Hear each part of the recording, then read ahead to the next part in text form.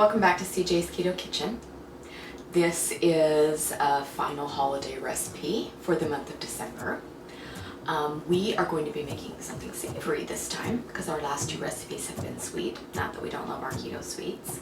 But this is going to be a recipe that is going to help you use up some of your Christmas leftovers.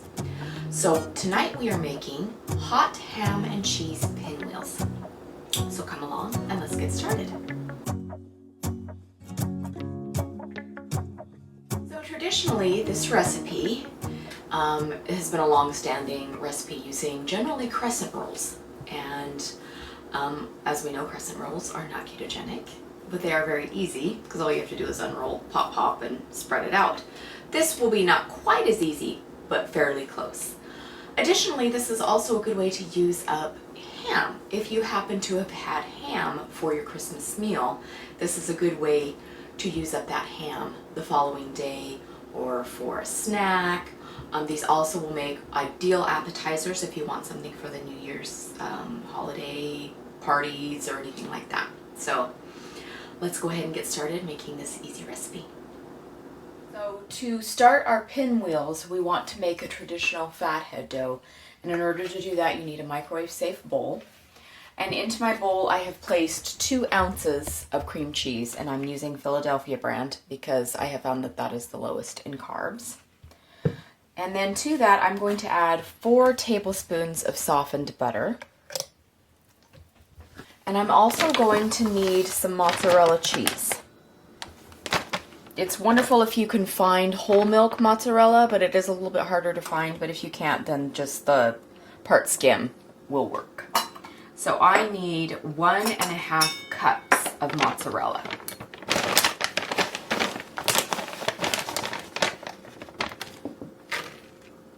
So I have put my 1.5 cups of shredded mozzarella cheese in the bowl.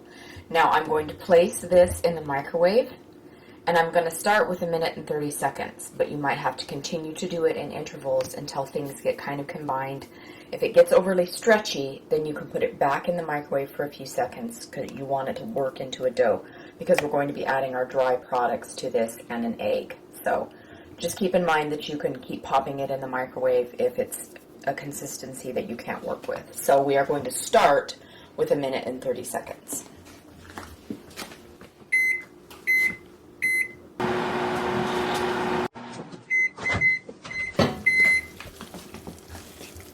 Okay, so you can see that things are getting nicely melted and stretchy. I'm going to stir the mozzarella and the butter and cream cheese together.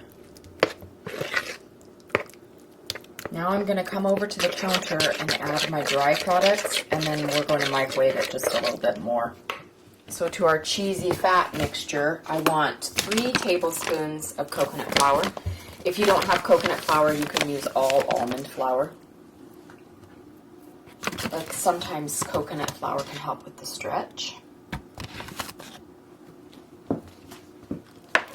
And then we also need 1/4 cup of almond flour. And I'm going to stir that in. And scrape it all off the sides of the bowl. And as you can see, it's starting to form a dough, but I am going to microwave it just a little bit more, just to keep it in a stretchy condition. And I want to do that before I add my egg to this, because once you add your egg, you run the risk of cooking your egg and making scrambled eggs into your dough, and you don't want to do that. So I'm going to pop this in the microwave for another 30 seconds to soften it so that we can add our egg.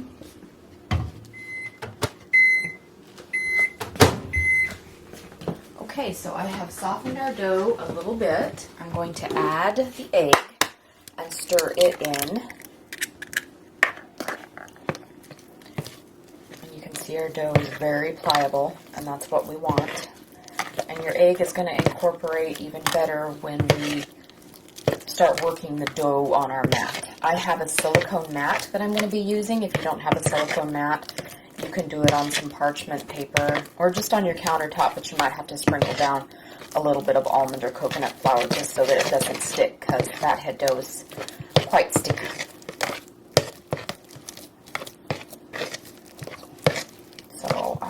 worked my egg in, but I am going to pour it out onto, and be careful because this is very hot, so you might need to let it sit here for just a second. It is quite warm, but I'm going to start kneading the egg in there to make sure that our egg gets really well incorporated. As you can see, it's helpful to have a silicone mat just because things don't stick to it. We'll link one down in the description bar. You can find them on Amazon quite reasonably. Now I'm going to start taking my dough and I'm going to start spreading it out to the rectangle of my silicone mat. If you have a silicone rolling pin, you could use your rolling pin to do that. I only have a wooden one. So I'm just going to try and work this dough while it's warm into the form of a rectangle because we are going to roll this up to form our pinwheels. So we want to try and get it as even as we can so that when it rolls, it will behave to roll. Fingers crossed.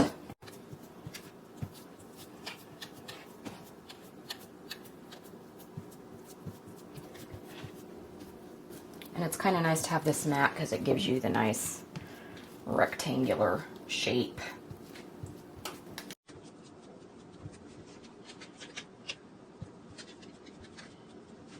Okay, now to season our pinwheels, I'm going to be putting some mustard down. And I'm going to be using two different kinds. I'm going to be using just regular classic yellow.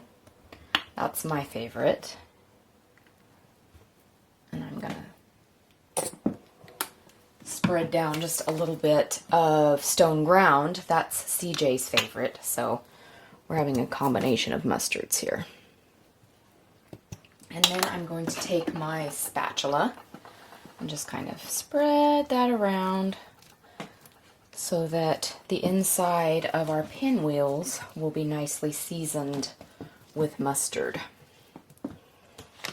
So that's going to combine with the next step that we're putting down. And that is cheddar cheese. And I'm using sharp cheddar, but you can use whatever kind of cheese you like. But I like the sharp because we want it to have a bit of a tang. Our mustard is already going to give us some tang, but this will also give it some tanginess. So I'm going to sprinkle that down just evenly over our pinwheel dough.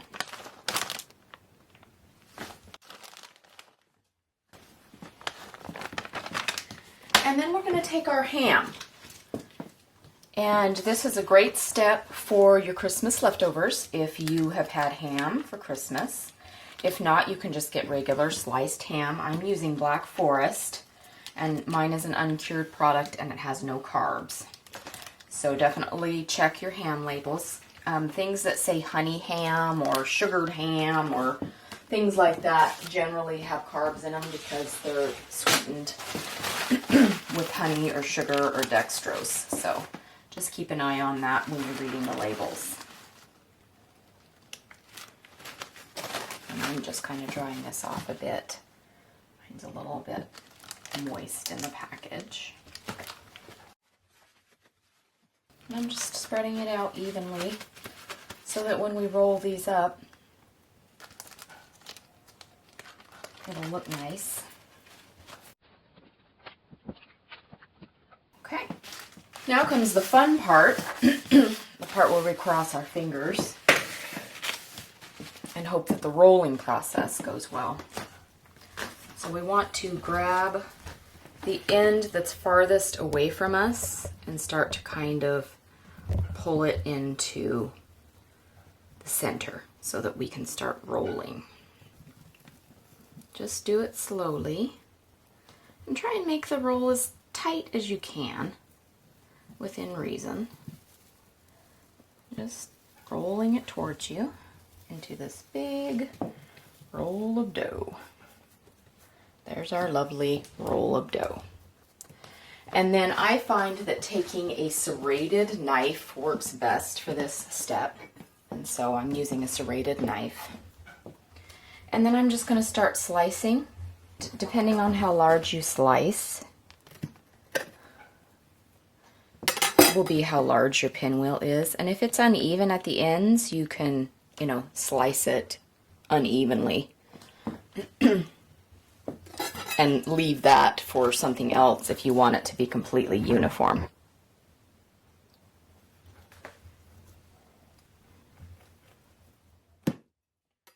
So I have an 8x8 pan, and I have greased it with some butter.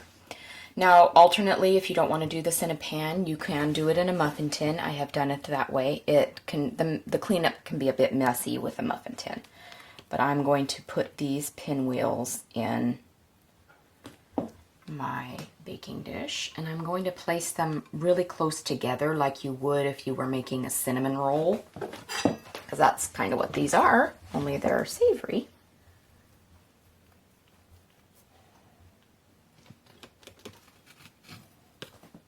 So by placing them close together, we will ensure that they stay together when they cook.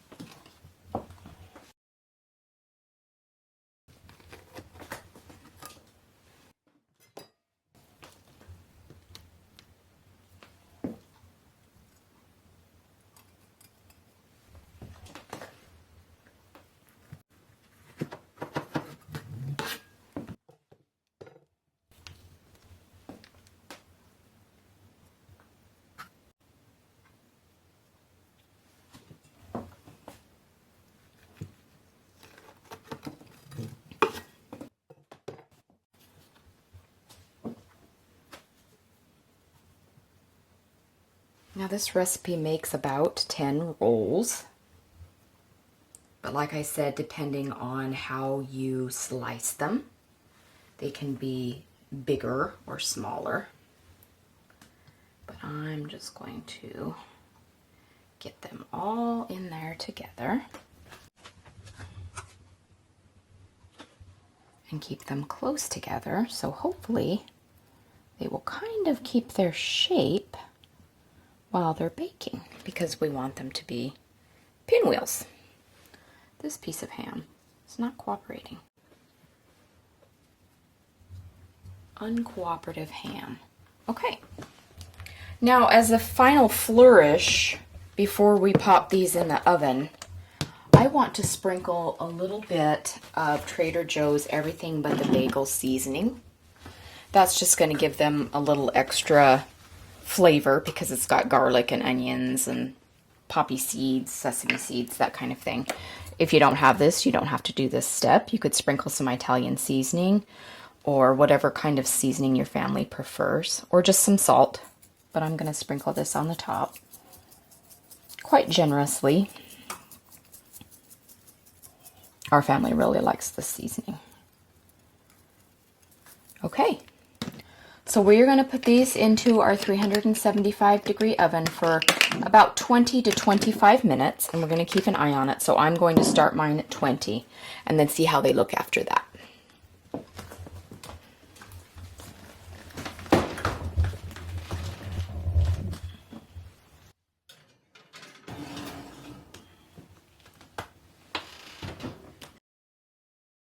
I am going to add a little extra flair, and you don't have to do this. This is an optional step, but I have a little bit of melted butter and some garlic powder, and I'm going to brush the tops of these for our last few minutes of baking.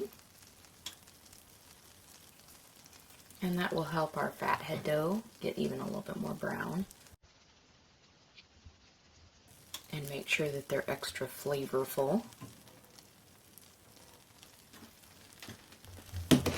So I've had these in for about 20 minutes, and I'm going to let them cook for another 10 and see how they look. You can see they've spread out just a little bit, which, you know, is kind of hard to avoid. especially since the two end pieces weren't exactly symmetrical like the other ones. But it doesn't matter because you're going to eat them anyway.